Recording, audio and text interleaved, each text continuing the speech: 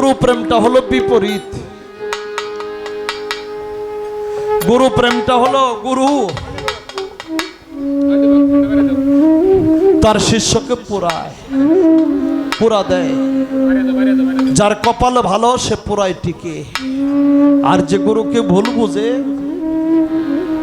সে আর গুরুর দেশে গুরুর চরণ দাসী হয়ে থাকতে পারে না। আমি ঘটনা বলি না, ছোট্ট করে শুধু বলি, আমার হযরত বড় পীর মাহবুবে সুবহানী কুতুবে রাব্বানী গাউসে সামদানি নুরি ইয়াজদানি আব্দুল কাদের জিলানী আমার হযরত বড় পীরের বাড়িতে জানেন, হযরত বড় পীরের কাছে মুরিদ হইয়া একজন আমার হযরত বড় পীরের এক ভক্ত গোলামি করে, ঘোড়ার ঘাস কাটে, আমার বড় পীরের গোসলাদি করায়, বড় পীরকে না খাওয়াইয়া ওই ভক্ত খায় না।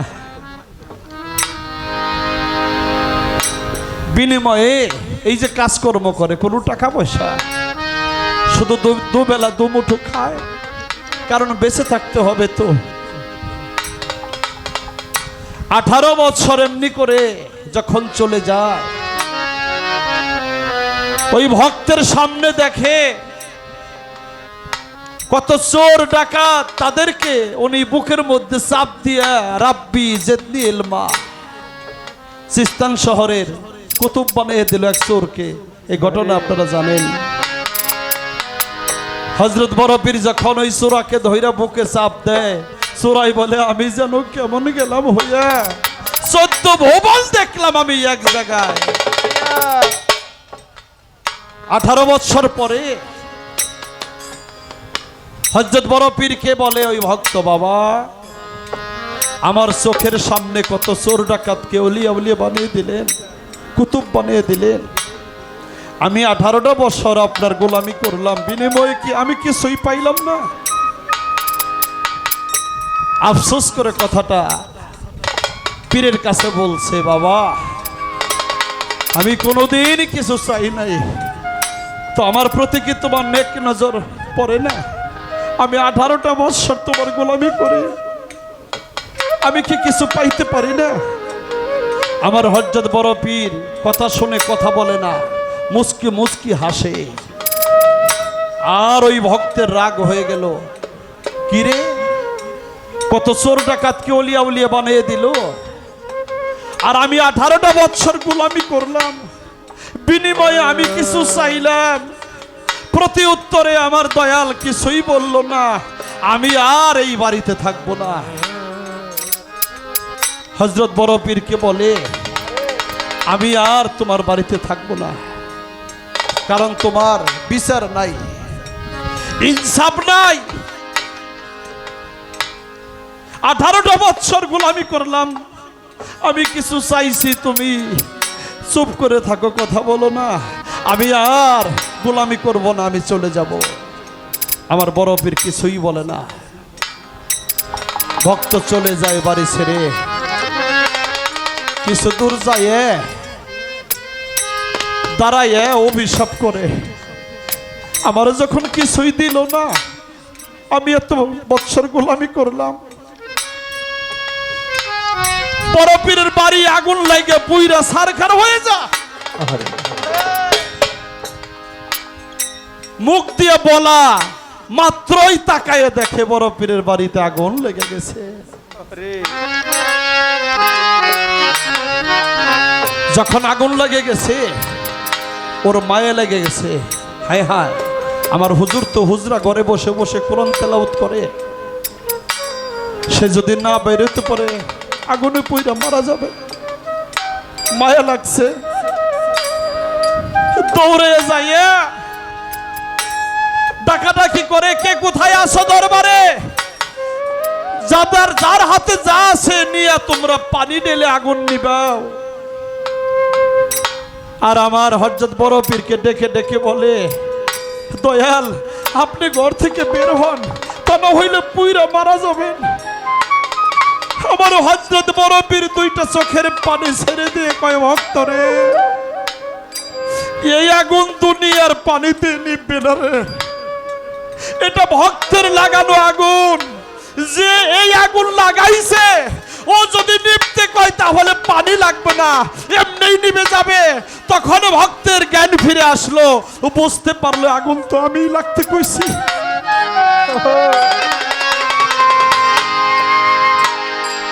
ভক্ত বলল আগুন নিভে যাও, সাথে সাথে আগুন নিভে গেল, স্তব্ধ হয়ে গেল। যাইয়ে ভক্ত যাইয়া পীরের পায়ে পড়ে গেছে, দুইটা পা বুকের মধ্যে জড়িয়ে ধরে হাউ মাউ করে কাঁদে আর বলে, দয়াল আমি না চাইতেই যে তুমি আমাকে এত কিছু দিয়েছো আমি বুঝতে পারি না। আমি যদি বুঝতাম এই কষ্ট এই বেদবি আমি কোনোদিন করতাম না। আমার বড় পীর কয়, ওরে পাগল, এই পৃথিবীতে গুরু বলছে থইলে পাওয়া আছে, কেউ যদি গোলামি করে রে তার গোলামির বেতন কি দয়াল না দিয়ে পারে? আমার কেরোসান কি তারে না দিয়ে পারে? আমার কামাল ফকির 366 দিন পরে এই দিনটা যখন আসে,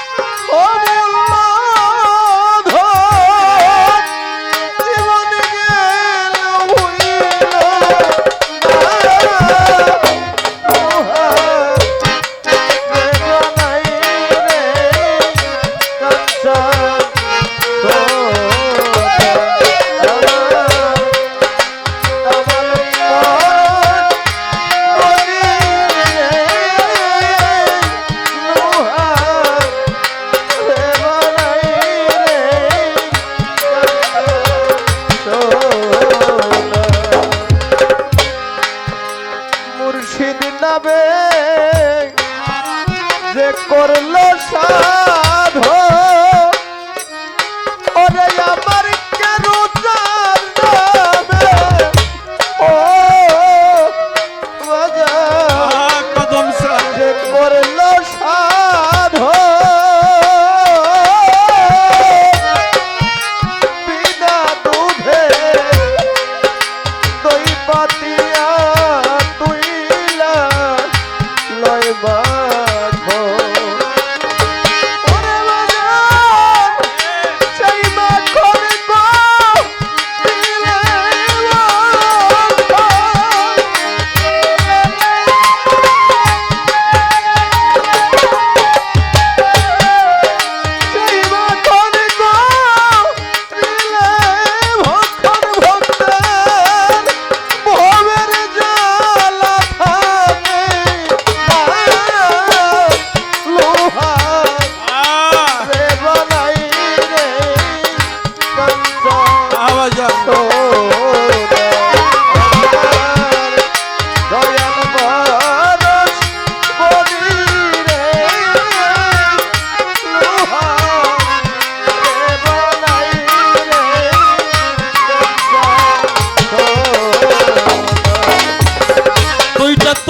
ভাই যখন একে অপরের মুখের মধ্যে জড়িয়ে ধরে রে, তখন মুর্শিদ এসে মাঝখানে দাঁড় হয়ে যায়, মুর্শিদ আর দূরে থাকে না।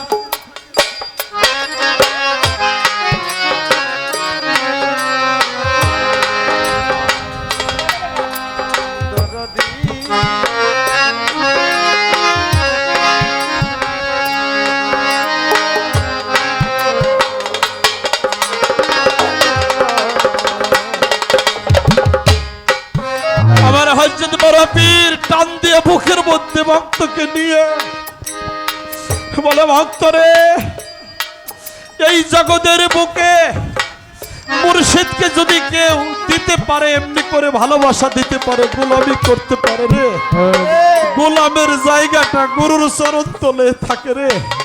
গুরু তাকে জন্ম জন্মান্তরের জন্য তার গোলাম বানিয়ে নেয়, তার চরণ দাসী করে গুরুর দেশেই ওর জায়গা হয় রে জগতের মধ্যে। আজকে আমার কামাল চানকে আমি দেখছি, আমি কেরুসানকে দেখি নাই। তাই কেরুসানদের সাথে যারা ভালোবাসা করছে, যারা উঠা বসা করছে, মাখামাখি করছে, আজকে আমি আমার কামাল চানকে দেখা আমার কেরুসান দেখার স্বাদ মিঠাই রে। আমার কেরুসানের কামাল চাঁদের মধ্যে কেরুসান বেঁচে আছে। তাই বাবা মুর্শিদ চরণ অমূল্য ধন,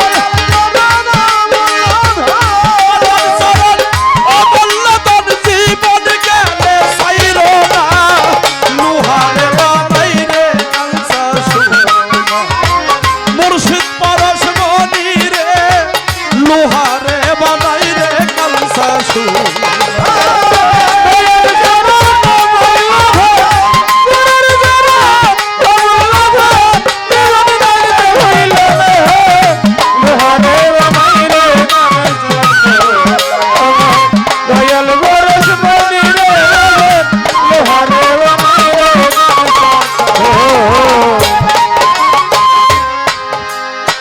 মুর্শিদ নামে সাররে নিশায় বাজান, তোমের ঘরে কল পাতিয়া কইরা